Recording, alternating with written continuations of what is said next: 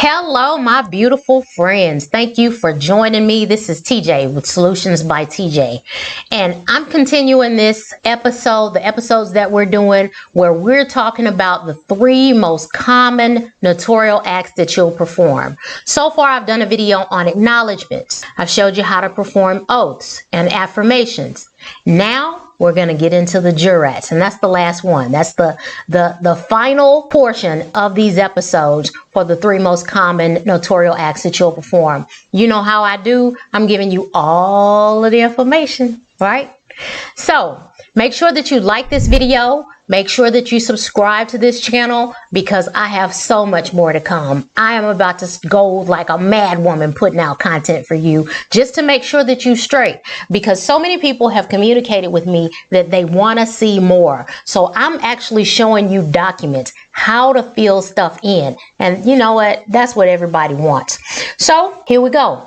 Let's get into the document. But before we do, one other thing. I help homeowners, right? That's what I do full time. If you know of someone who has gone through a divorce, who is having financial issues, who has lost their job, who has fallen ill and can't pay their mortgage, send them to me, Solutions by TJ. They can contact me via email. They can contact me on Facebook at Solutions by TJ. However you need to, leave it in the comments, do whatever, but those are the best ways to contact me. TJ at Solutions by TJ, because I'm trying to help as many people as possible. All right, let's get into it.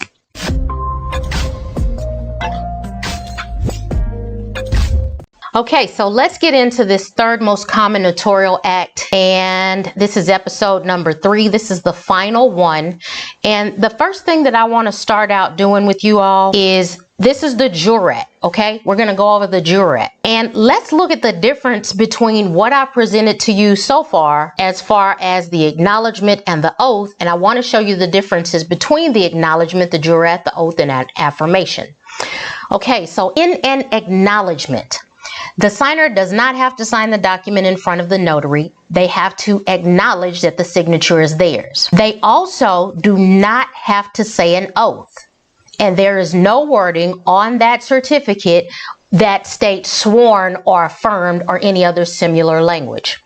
On the jurat, however, the signer has to sign in front of the notary, and they are swearing that the information contained within the document is true. They're not just swearing that their name is true or that they just signed the document. They're saying that I am who I am, and the information within the document is correct and true. A jurat does require an oath or affirmation, and the certificate wording will include the word sworn, affirmed, or similar language. Now, jurats do include an oath, right? And now I want to talk to you about the difference between an oath and an affirmation. An oath is basically saying, you know, I do swear to tell the truth and the whole truth, nothing but the truth, so help me God. That's an oath, okay? It's a solemn spoken pledge to a supreme being. An affirmation does not include the words, so help me God. It's just a pledge on one's own honor. Just saying, I promise. It's a promise. I promise I'm going to tell the truth. Do you swear to tell the truth and the whole truth and nothing but the truth? You leave out the word God. So an oath requires a supreme being like God, and an affirmation does not. And regarding this information, I'm also going to put it in a different way at the end because everybody learns differently. So we'll go back over it. The purpose of a jurat is for the signer to swear or affirm that the contents of the document are true. Depending on the jurisdiction, it's also known as an affidavit or verification on oath or affirmation. For a jurat, the signer must personally appear before you, the notary, and sign the documents in your presence. You must administer an oath or affirmation and have the signer speak aloud his or her promise that the statements are true and correct. The choice between an oath or affirmation should be made by the signer. So you actually ask them, do they want to do an oath where they swear before a supreme being like God, or do they just want to do an affirmation, which is a promise? Now, the portion of this is from the NNA, and the portion of this that states that the signer must speak this aloud, that is taking a formal or ceremonial oath, and we'll get into that later. In mortgage documents, we usually don't have them say this out loud, and that's called a written oath. But like I said, we'll get into that. Administering the oath or affirmation is a vital part of performing a jurat or verification because the signer is affirming that the contents of the document are true. And guess what? If they lie, it's perjury, and they can be prosecuted if the contents are not true. California requires a signer to provide proof of identity for a jurat. And in all notarial acts, you always get proof of identity, right? But make sure when you're going through this stuff, look at the requirements of your state because every state is different. When is a jurat required? Jurats are generally performed on affidavits. As notary signing agents, there are a whole lot of affidavits within those loan documents. The jurats are also required for various legal documents and depositions regarding court documents. How to complete your jurat.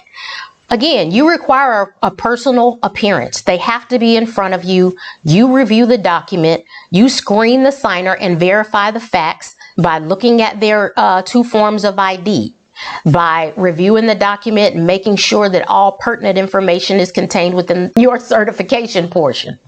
And then you record the notarization in your journal. Before you even do anything else, before you complete the doggone jurat, record the notarization in your journal. And then, and only then, do you complete the jurat. Now, here are the notary's responsibilities. Again, you require a personal appearance. You, the notary, are the person who will administer the oath or affirmation. And again, your client is the one who says, I want to do an oath or I want to do an affirmation. There are two types of oaths or affirmations that you will perform. One is spoken, verbal, or oral. The other is written, as I stated before. And let's go through that. One you speak out loud, the other is just written.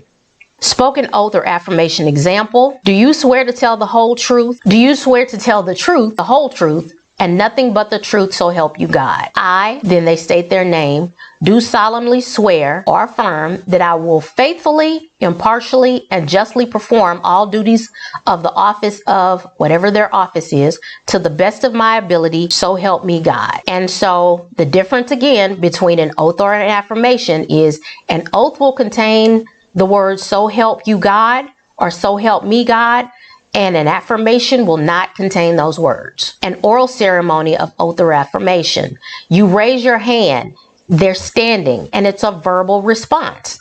So this is a more formal way of performing an oath where they raise their hand, they're standing, it's verbal, it's ceremonial, and it is to impress upon the person that this is serious. This is a whole ceremony, and so they're taking it very seriously. Now, the written oath or affirmation, let me give you an example of that, and it's required by some states, recommended by others. These are examples.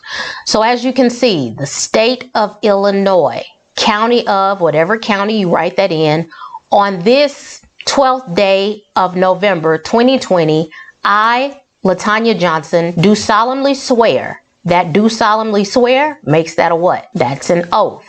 That the statements contained in this affidavit are true to the best of my knowledge and belief.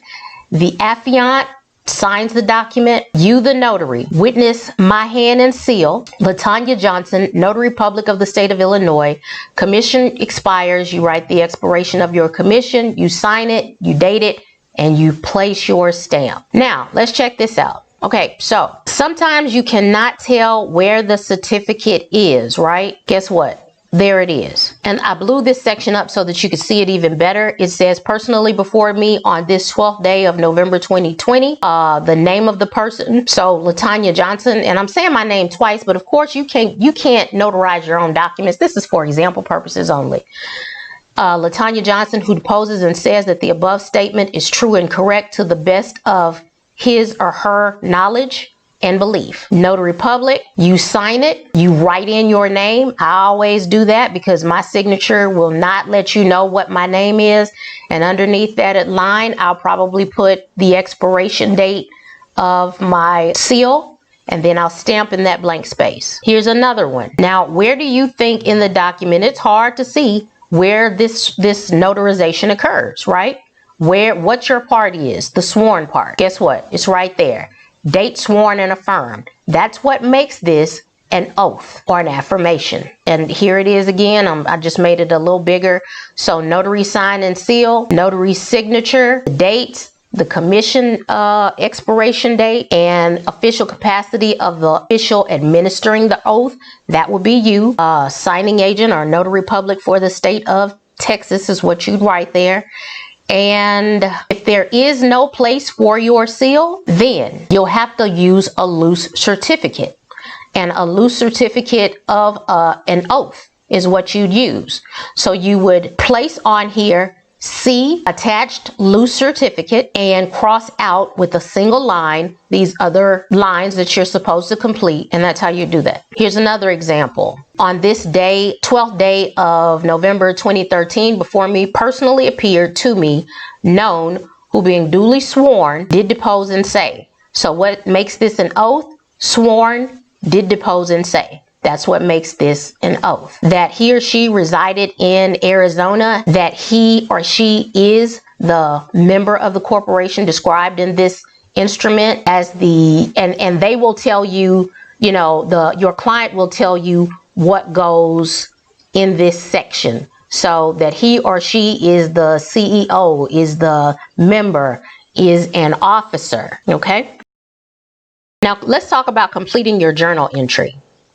Now these journal entries, listen, this is very, very interesting because you look at the requirements in your particular state. We're going to go over some generalizations here, okay? The first thing you do is add the day and time of the notarization, what type of notarization you're doing, an oath or an affirmation, the location that the notarization is taking place. Is it a spoken or written oath or affirmation, the name and address of the signer, the identification method. And please note that in the state of Texas, you cannot record a social security number. You cannot record the license number within your journal. It is prohibited. So be sure to look at the rules of your state, because you can get in trouble. Any additional information that you want to put on there, this is just for general comments for yourself. You also supposed to record what your fee is if you're doing this for an individual that has paid you individually and not through a service. And then you get the affirmant's signature. Some states, like California, require a thumbprint, and you get that. State of Texas does not require that. All right, so folks, that's it. Let me know if you need me. Schedule an appointment on clarity.fm. Search YouTube for Solutions by TJ, and you know, make sure that you like this video, that you subscribe to my channel, and that you go to Facebook and look up Solutions by TJ. We have a group called Solutions by TJ, Notary Networking and Knowledge. Go join that group. And hey, I'm always available if you need me. Last but not least, this channel was created to help homeowners who are having issues. If that's you, don't let your pride get in the way. You better email me or contact me somehow so that I can help you.